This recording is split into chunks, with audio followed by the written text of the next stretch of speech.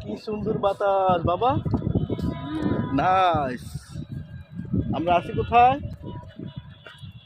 বলে দাও? 18 নম্বর সেক্টর, দিয়াবাড়ি। এই যে বিশাল এলাকা। ঢাকা শহরের মতো মনে হয় একটা মানে এখনো খালি হ্যাঁ নাকি? এটাই। এত বড় স্পেস।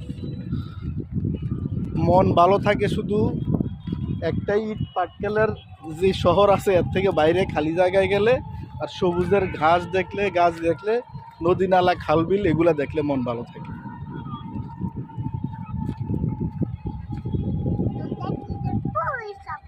হ্যাঁ,